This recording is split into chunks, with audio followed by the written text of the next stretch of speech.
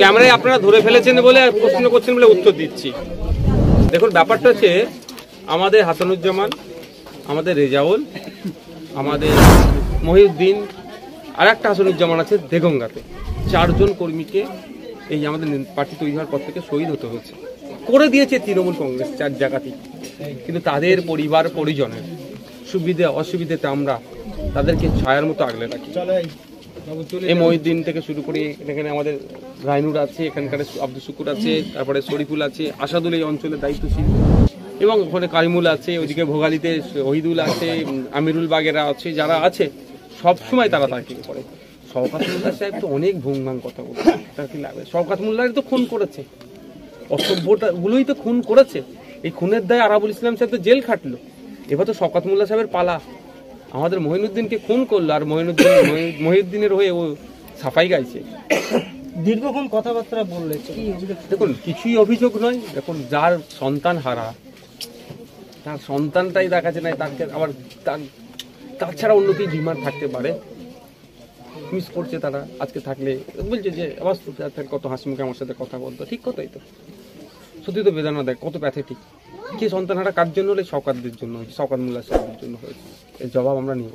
কাল থেকে পবিত্র রোজা পড়ছে, তো সেই উপলক্ষে যে মসজিদের মা যেটা বারংবার অভিযোগ করছিল যে কিছু আর্থিক, দেখুন এটা হচ্ছে মাকে সরল সাদাশীতে ভুল বুঝিয়ে বলিয়ে নিয়েছে। মহিউদ্দিনের পিতা আছে এখানে, মহিউদ্দিনের বড় চাচা আছেন যিনি মুরব্বী, তাদেরকে জিজ্ঞাসা করুন না। মা সহজ সরল যেটা বলতে বলেছে বলে দিয়েছে।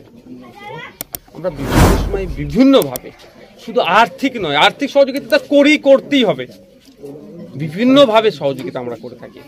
ইভেন এই যে বাচ্চা আছে, আজকেও বলে গিয়েছি, একটু বড় হলেই আমরা নিয়ে চলে যাবো আমাদের নলেজ সিটিতে পড়াবো। যতটা পড়তে যাবে নলেজ সিটি পাস করার পরে যেখানে যেখানে যেতে হবে সেখানে আমরা পড়াবো। ওকে সমালোচকরা কি বলছো তো ভাবিনি, আমি জানবো, আর মহিউদ্দিনের পরিবার যাতে জানে ঠিকঠাক করে যে না ঠিক হচ্ছে কি হচ্ছে না। 2021-এ 214 আসন নিয়ে তৃণমূল ক্ষমতায় এসে এবারে অভিষেক ব্যানার্জি 215 টার্গেট দিয়েছে, তাহলে কি ভাঙড়কে টার্গেট করছে? ও তো বারবার করবে এটা।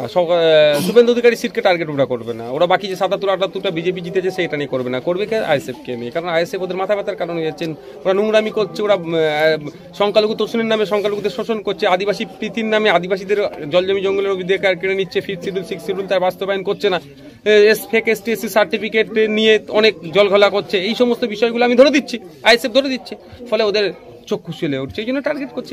এবার ভাঙড়ের মানুষ ডিসাইড করবে কি করবে। শওকত মোল্লা তো বারবার স্টেজ থেকে 1 লক্ষ ভোটে ভাঙড় থেকে জেতার চ্যালেঞ্জ করছে, আপনার কি বক্তব্য থাকবে এই বিষয়ে? সময় কথা বলবে। নওশাদ সিদ্দিকীর আশ্বাস সামাজিকভাবে, অর্থনৈতিকভাবে, অন্যান্য দিক থেকে যেগুলো ডিক্লেয়ার করা হয়, এনাদের দিক থেকে সেগুলো ডিক্লেয়ার করা হয় না এবং বহিঃপ্রকাশও হয় না। কিন্তু আমরা প্রচণ্ড আশাবাদী, আস্থাশীল যে এরা বহিঃপ্রকাশ না করেও, এবং এই ফ্যামিলির গার্জেন হিসেবে আমি খুব গুরুত্বপূর্ণ ভূমিকায় বক্তব্যটা রাখছি, যেটা প্রচণ্ড সৃষ্টিশীল এবং সৃজনধর্মী কাজ এরা করে যাচ্ছে এবং ভবিষ্যতেও করবে। যতদিন বাঁচবে ততদিন তার সমবেদনা এবং এর যে কর্তব্য, সেই কর্তব্যটা তারা করে যাবেন, এই আশায় আমরা প্রচণ্ড আস্থাশীল।